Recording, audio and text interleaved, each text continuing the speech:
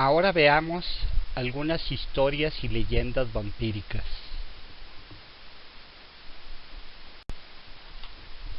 Egipto antiguo. En la mitología egipcia, que puede considerarse de las más antiguas, se habla de la diosa Sekhmet, poderosa diosa de la guerra y de la venganza. Otorgaba a sus seguidores el dominio sobre sus enemigos y daba vigor y energía para vencer a la enfermedad. Venerada en templos como el de Mut en Karnak, Luxor, Memphis, Letópolis y otros más. Sekhmet fue llamada por Ra cuando éste se entera que los hombres traman una rebelión contra los dioses. Sekhmet se mostró implacable. Suprimió la rebelión destruyendo a los hombres y bebiendo su sangre. Era tanta su ira que los dioses pensaron que acabaría con la raza humana, por los que los mismos dioses le dieron de beber sangre mezclada con cerveza y algunas drogas, logrando que se calmara. Sekhmet, la más poderosa, la terrible, fue el símbolo de la fuerza y el poder en la mitología egipcia. Era considerada como una diosa de la guerra y de la venganza. Mesopotamia. Se invocaba a los dioses protectores para que acabaran con los Utuku, seres culpables de enfermedades y de las pestes. Pueden considerarse como antecesores de los vampiros. Hay datos de hace 6000 años antes de Cristo donde se habla de seres chupadores de sangre. Vampiros africanos. Para estos pueblos la sangre es sagrada, muchos de ellos con prácticas caníbales hasta la actualidad. No pueden diferenciar correctamente entre comer carne humana y la enseñanza por parte de la Iglesia de tomar la sangre de Cristo. Su sed por la sangre es tan intensa que en sus filas vagan abuelos, padres, primos, tatarabuelos. Cuando hacen algún sacrificio, tienen cuidado que la sangre no toque el suelo, ya que si lo hace la cubren con tierra, queman madera sobre ella o extienden su propia ropa para tapar la mancha. Para ellos es muy importante no ofender a los muertos para que no se transformen en vampiros. Hacen sacrificios humanos y de animales. Sacrifican a un cordero o una cabra a la entrada de una choza. Así el vampiro acudía a lamer la sangre derramada por el sacrificio, teniéndolo contento. En toda África se tiene cuidado de contactos de mujeres menstruando por estar contaminada, o mujeres que morían durante el parto o que daban a luz a un bebé muerto. Estos se vampirizan.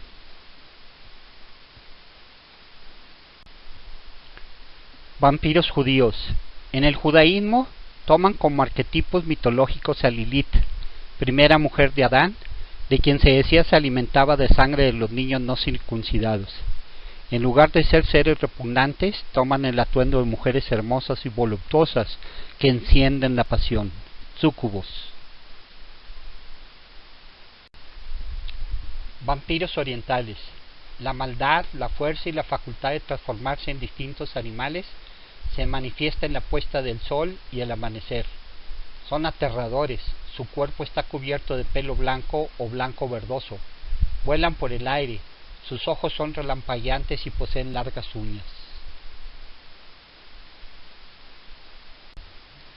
India. Formando parte de la corte de Shiva se encuentran los Betala, demonios vampiros, espíritus atormentados del alma de algún fallecido que por sus faltas está condenado al tormento eterno. Viven en cadáveres que permanecen incorruptibles, pero por las noches el Betala sale del cuerpo en busca de nuevas presas. El Betala es una criatura que, como el murciélago que suele asociar al vampirismo moderno, se cuelga cabeza abajo en los árboles que se encuentran en terrenos de cremación y oscuros cementerios. Es ahí donde acechan a sus presas. Mitología griega. Incluye la leyenda de Lamia, hija del rey oriental Belus, y cuyos hijos fueron asesinados por la diosa Hera, al conocerse que Lamia tuvo un romance con Zeus. Para vengarse, Lamia comenzó a perseguir a todos los niños que se encontraba para extraerle la sangre y alimentarse. También se menciona la Empusa, ser monstruoso con pies de bronce, hija de la diosa Hécate, que se transformaba en mujer hermosa seduciendo a los hombres, bebiendo su sangre y devorándolos. Existieron también los bricolacas, que regresaban de la muerte para atacar a sus familiares. El vampiro en la Edad Media, los Balcanes. En Bulgaria, en 1863, se declaró una voraz epidemia de vampirismo en las aldeas más aisladas del país, los llamados obuls. Se plantaban chillando y lanzando juramentos. En los búlgaros, el procedimiento para acabarlos era ejecutando a la persona que se creía que fuese un vampiro. Se les podía reconocer por poseer solo un agujero en la nariz. Ellos consideraban que era un alma que luchaba contra la inevitable muerte. En Grecia, en el siglo XVII, la situación se hizo intolerable. Los vampiros se hacían o nacían de gente que se excomulgaba. Se les desenterraba y si estaba hinchado, le salía sangre por la nariz, o sus uñas y su pelo y dientes estaban crecidos o no presentaban signos de descomposición, era indicativo de vampirismo. La isla de Santorini fue y es todavía la cuna de las supersticiones griegas tocante a los vampiros. El suelo reúne unas condiciones especiales que lo hacen ideal para la conservación de los cadáveres. Por esta razón se han encontrado muchos cuerpos incorruptos. El origen más común de la idea del vampiro fueron los entierros prematuros. No era infrecuente que personas en coma, embriagadas o en estado de catalepsia fuesen enterradas vivas. Cuando atacaba la peste, a las personas se les enterraba todavía con vida por el temor a contraerla. En Serbia se exhumaron 13 cadáveres, 3 de ellos sufrían el estado normal de putrefacción y 10 tenían la carne firme y buen color en las mejillas.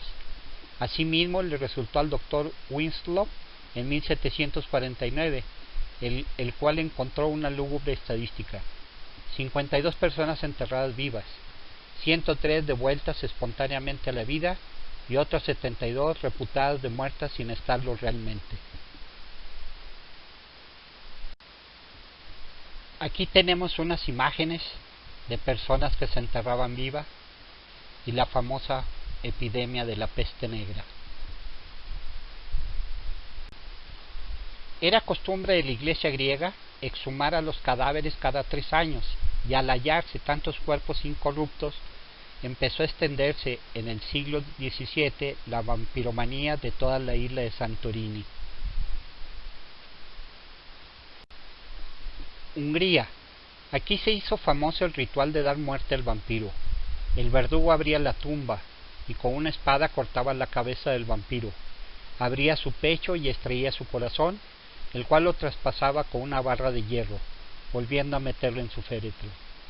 Los vampiros polacos y rusos solamente varían en que son activos desde el mediodía hasta la medianoche, y su sed de sangre es interminable que hace que les escurra por las comisuras bucales.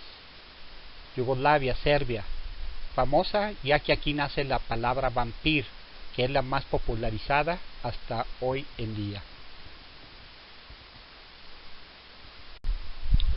Rumania, la cuna del vampirismo moderno, por la atractiva novela de Drácula, inspirada en personajes históricos de la región. Los vampiros eran flacos, pálidos y poseían largas uñas y puntiagudos caninos. Strigoi asola las aldeas buscando víctimas humanas, deidades con rostro de mujer y cuerpo de pájaro que absorbían la sangre de los humanos mientras duermen.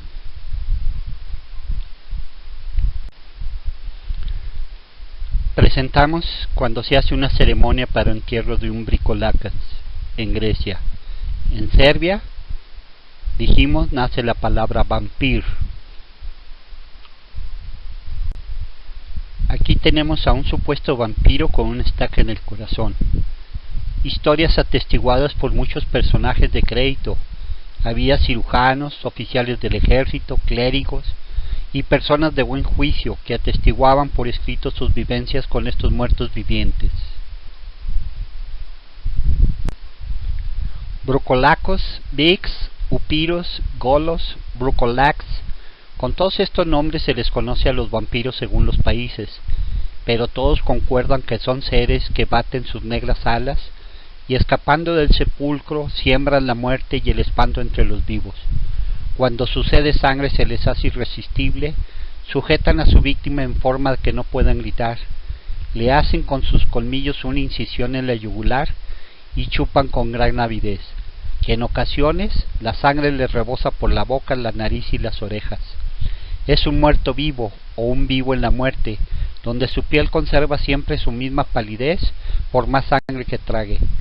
Con sus uñas curvadas como las aves de rapiña, sucias de sangre coagulada, y su aliento exhala un pestilente olor a carne corrompida. Aquí tenemos a un bricolacas deleitándose de la sangre de su víctima. Los vampiros mastican como puercos en su sepulcro, y es fácil oírles gruñir y regurgitar mientras comen. Pueden ver en la total oscuridad y vuelan a la velocidad del viento. Se convierten en lobos o en perros para poder entrar a las aldeas sin ser percibidos y luego abalanzarse sobre sus víctimas, morderlas hasta matarlas. En ciertas aldeas de Grecia, aún hoy en día, cuando alguien llama a la puerta lo hace 2 veces para no ser confundidos por un brucolaco, que por fortuna solo llama una sola vez. Nosferatu, en griego significa portador de la plaga. Famoso en la Europa del Este, en Roma se le llama strigoi y se le describe a las personas que nacen con una cola corta. También existe la creencia que los cadáveres de los excomulgados no sufren la reducción a polvo como los demás por mucho tiempo que lleven enterrados. Se da el caso en Grecia que por una falta se excomulgó a un miembro de la diócesis. Para que esto sirviera de ejemplo se negó la absolución. Se enterró en tierra no santa y al siguiente día apareció el cuerpo fuera de la tumba sin que ésta fuera tocada.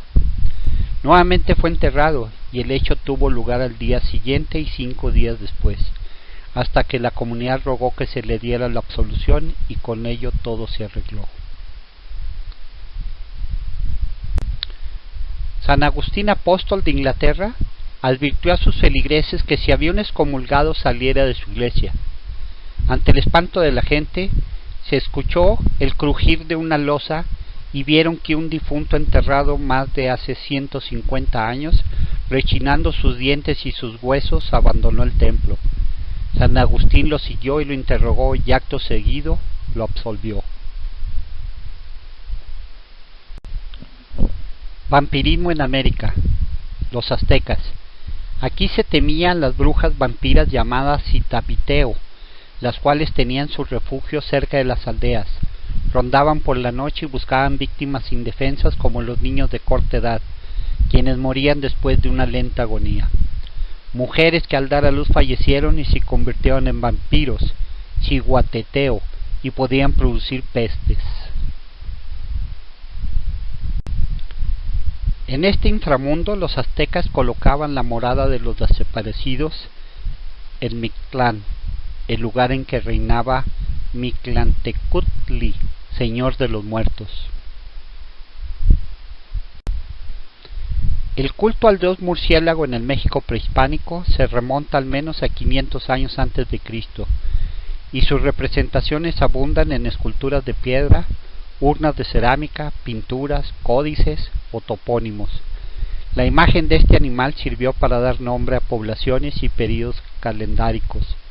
Debe recordarse que por oposición a las ideas de luz, cielo y vida, hay dioses del mundo subterráneo, asociados con la noche, la tierra y la muerte. Los mayas, como los aztecas, eran adoradores de la sangre, la cual la mezclaban con harina de maíz y hacían la figura del dios Huitzilopochtli. Según el Popol Vuh de los mayas, creía que el guardián de Xilbalbá era un murciélago con rasgos humanos llamado Camazotz, que decapitaba a los extraños. En la interpretación del Códice Borgia, el vampiro es uno de los demonios animales en que abunda el panteón mesoamericano. En el Códice Vaticano B está representado con cabezas en las manos, Los códices mayas lo muestran sosteniendo en una mano el cuchillo de los sacrificios, mientras que en la otra tiene a la víctima. El murciélago era considerado como un ser del inframundo. Zapotecas. A este dios se le asociaba con la oscuridad, la tierra y la muerte. Se le hacían ritos de decapitación. En Chiapas aparece en el tocado de un decapitador. Aquí tenemos al dios vampiro zapoteco. A este dios zapoteco se le relaciona con las inmolaciones de los sacrificios humanos, o al menos con una ofrenda que conlleva el concepto de derramar sangre. Por sus características, el animal llamó la atención de los antiguos mayas, por ser el único mamífero cuya estructura altamente especializada le permite volar. Así, lo escogieron para combinarlo con el signo de la inmolación, con lo cual se le relaciona con el sacrificio humano. El 14 de abril de 1485, bajo el pontificado de Inocencio VIII, en un lugar de la Vía Apia, unos obreros encontraron 3 tumbas antiguas. En una de ellas, de mármol blanco, había una joven de aproximadamente 15 a 16 años, con el cuerpo bien conservado, los ojos abiertos que parecían mirarlos, y la piel conservaba su flexibilidad que había tenido en vida. Según los datos obtenidos, se dedujo que la joven fue inhumada en el año 313 antes de nuestra era, o sea, tenía 1797 años. En 1706, en su Magia póstuma, Charles Ferdinand de Chartres nos narra: en un pueblo había muerto una mujer y fue enterrada de manera ordinaria, pero a los 4 días de su entierro, los habitantes del lugar escucharon un gran ruido y un extraordinario tumulto, y empezaron a ver un espectro que se aparecía tanto en forma de perro como bajo la forma de un hombre, y empezó a causarles grandes dolores, apretando su garganta y oprimiendo su estómago hasta el grado de sofocarlos a todos aquellos que lo veían, convirtiéndolos en personas pálidas, flacos y extenuados. En el año de 1738 se menciona que hubo una epidemia de vampirismo en Kisilova, aldea próxima a Belgrado, por lo que se mandaron gendarmes y oficiales para su investigación. Se ordenó abrir las tumbas y cuando se llegó a la de un anciano, lo encontraron con los ojos abiertos, de color bermejo, con una respiración natural aunque inmóvil. El verdugo le atravesó el corazón con una estaca. Posteriormente se hizo una hoguera y se redujo el cadáver a cenizas. Entre los pueblos de Europa del Este, a una persona se le consideraba como vampiro si se desenterraba y su cuerpo y su cara estaban hinchadas y le salía sangre de su boca y nariz, si notaban que sus uñas, pelo y dientes eran más largos que cuando había sido enterrado, que tuviera incluso un aspecto más saludable de lo esperado, mostrando piel sonrosada y pocos o ningún signo de descomposición. En Transilvania se consideraba que los vampiros eran flacos, pálidos y poseían uñas largas y largos colmillos. En Bulgaria se les reconocía por poseer un solo agujero en la nariz. Pueden convertirse en murciélago, insectos, ratas, lobos o en niebla. Jure Grando, 1656. Fue un viejo campesino de la península de Istria, región que hoy conforma los territorios de Croacia, Eslovenia e Italia. Fallecido en el año 1656, aterrorizó a los pobladores de la región durante unos 16 años. En los documentos locales le llamaban el estrigión, lo cual se traduce como el vampiro, y según ahí se dice, los pobladores eran acosados durante la noche, cuando este hombre recorría el pueblo golpeando la puerta de sus hogares, aún después de muerto. Al día siguiente, un miembro de la familia que había recibido los golpes de Grando en su puerta amanecía muerto. Los pueblerinos, hartos de la situación, decidieron enfrentar a ese hombre en compañía del sacerdote del lugar. De acuerdo a lo que se menciona en los documentos, luego de profanar la tumba de Grando, en el nombre de Dios expulsar al estrigón. Numerosas lágrimas brotaron de los ojos del cadáver, el cual se quitó del sepulcro y fue decapitado. La cabeza se ponía entre las piernas para evitar que reviviera. El caso de Arnold Paole, soldado serbio que vivió a principios del siglo XVIII. Paole sostenía que mientras estuvo destinado a Goswa, fue atacado por un vampiro. La gente de esa zona creía que la única manera de librarse de un vampiro era comer algo de tierra de su tumba y rociarse de la sangre del vampiro. Paole sostenía haber practicado el rito. Aparentemente el método debió funcionar y Paole pudo regresar a su hogar en 1727. Sin embargo, murió al poco tiempo de una caída de gran altura. Al cabo de semanas de morir, empezaron a circular rumores de ataques nocturnos, y un poco después, 4 personas del pueblo murieron repentinamente. La gente empieza con pánico de la idea de una posible plaga de vampirismo, y decidieron desenterrar el cuerpo de Paole. Formaron un grupo de 2 oficiales militares, 2 cirujanos del ejército y un sacerdote de la iglesia local para investigar la tumba de Paole. Cuando se exhumó el cadáver, lo encontraron fresco, con uñas nuevas y la sangre fluía por sus orificios corporales. No encontraron ningún rastro de descomposición. Cuando un miembro del grupo clavó una estaca en el cuerpo, gritó desesperado por aferrarse a esta nueva vida y la sangre fresca brotó de la herida a borbotones.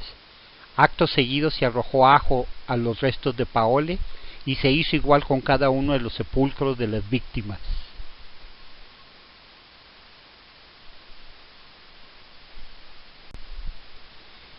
En el libro de Magia Póstuma de Fernando de Cherts, cita un caso de un pastor de Blown, villa de Bohemia, el cual cada vez que llamaba a alguien por su nombre, el infeliz moría justo a los 8 días, por lo que fue exhumado y le atravesaron el corazón con una estaca. Pero el granuja, con el pecho atravesado, se burlaba de aquellos que le habían hecho sufrir. Daba gracias por los palos con los que se defendería de los perros cuando atacara al pueblo. Hubo muchas calamidades, por lo que le entregaron al verdugo, quien lo puso en una carreta para ser trasladado fuera del pueblo para quemarlo. El cadáver gritaba furioso y agitaba los pies y las manos como un vivo. Cuando le atravesaron de nuevo con los picos, lanzó terribles alaridos saliendo sangre en gran cantidad. Finalmente se le quemó y así se puso fin a esta criatura infernal. El alemán Michael Roth compuso una obra intitulada De Masticatione Mortorum in Tumulis. Supone como cosa probada y verdadera la existencia de algunos muertos que se han comido las ropas en que están envueltos y todo lo que tenían cerca. Finalmente se devoraron sus propias carnes. Algunos muertos devoran en su sepultura lo que tienen a su alrededor, y se les oye comer al modo de puercos con cierto bullicio sordo y casi murmurando y gruñendo. Advierte que en algunos lugares de Alemania, para impedir a los muertos comer, le ponen bajo la barbilla un pedazo de tierra. En algunos otros lugares le ponen una pequeña moneda de plata y una piedra, y en otros le aprietan fuertemente el cuello con un pañuelo. Ralph habla de una mujer de Bohemia, la cual en 1345 en su sepultura se había comido la mitad del sudario. En tiempos de Lutero, un hombre y una mujer enterrados juntos se devoraron las vísceras. Otro muerto en Moravia devoró las sábanas de una mujer sepultada en vecindad. Iglesia de Lublin, Polonia. Cuando uno de nuestros padres murió, se dejó el cuerpo en la iglesia que debería permanecer hasta el siguiente día. Inmediatamente me vinieron a avisar que su rostro se coloreaba de una forma sorprendente y que le habían visto pasear por el cuarto. Me acerqué y constaté que su piel estaba rubicunda como en vida, por lo que le ordené en nombre de la iglesia de no perturbar el reposo de alguien y de no hacer ningún ruido, si no, le haría cortar su cabeza y hundir un pico en su corazón. Unas horas después el alboroto se hizo insoportable, por lo que el padre junto con la congregación Ordena el castigo ya enunciado y el vampiro levantó los pies y lanzó un gran grito. Y entonces todo cesó. Pensamos que todo había acabado, pero sucedió lo contrario. Ahora era un verdadero estruendo lo que hizo cundir la alarma en todo el pueblo. Ahora se le sentenció a la hoguera, donde fue reducido a cenizas. En ese momento se desató una tormenta tan terrible que parecía que el convento se vendría abajo. El obispo de Cracovia, al saber la noticia, destituyó al servidor de la casa de Dios por contar cosa tan absurda. Caso Don Calmet. Un soldado destacado en la frontera húngara se aloja en casa de un campesino. Vio una noche, mientras estaba cenando con la familia, que entraba un desconocido y se sentaba con ellos a la mesa. El amo de la casa quedó aterrorizado junto con toda su familia. Al día siguiente falleció el dueño de la casa. El soldado quiso desentrañar el misterio y le informaron que el invitado de la noche anterior era el padre del dueño, muerto hacía más de 10 años. Venía a anunciarle su muerte. El soldado notificó primero a su regimiento y al capitán Conde de Cabreras, quien ordenó se hiciera una investigación. Junto con otros oficiales, un cirujano y un auditor, escucharon la declaración de la gente, la cual coincidía con el soldado y la familia. Se desenterró el cuerpo de aquel hombre y lo encontraron como si acabase de expirar, siendo su sangre igual a la de un vivo. Se dio la orden de cortar su cabeza y se volviera a meter en su tumba. Don Calmet investigó otros casos y encontró otros parecidos. Uno muerto hacía 30 años, apareció 3 veces en su casa chupando la sangre de su hermano, uno de sus hijos y a un criado de esa casa. Acudieron a desenterrarlo y lo encontraron igual que el anterior, por lo que se ordenó que se metiera un clavo en la sien y fuera devuelto a su tumba. Hubo un tercer caso idéntico, que había causado la muerte a 2 de sus hijos. Estos casos fueron enviados a la corte del emperador, el cual ordenó que se enviaran oficiales de guerra, justicia, médicos y cirujanos para examinar las causas de estos extraordinarios acontecimientos. Londres, siglo XX. El caso del vampiro de Highgate, antiguo cementerio que a finales de la década de los 60 fue el escenario de una leyenda urbana, según la cual el cementerio era rondado por un vampiro que cobró algunas víctimas antes de ser destruido, con la intervención de los autodenominados cazadores de vampiros, que hicieron una cacería el 13 de marzo de 1970. El caso de Mercy Lena Brown, Exeter, Irlanda, Estados Unidos, 1873-1892. Joven fallecida a causa de tuberculosis pulmonar. En 1883 fallece la madre, Mary. 7 meses después le sigue la hija menor. 7 años le pasa a su hijo Edwin, contagiado con la tisis galopante. El padre, tratando de salvar a su hijo, acepta la apertura de la tumba, dada la sospecha que Mercy era un vampiro. Al abrir las tumbas se encontraron que los restos de su esposa estaban momificados y los de su hija eran solo huesos, no así los de Mercy, muerta 9 semanas antes, cuyo aspecto era rozagante, con uñas y pelo crecidos, por lo que tenía grandes sospechas. Acto seguido les traen el corazón y lo queman antes de volver a sepultarla.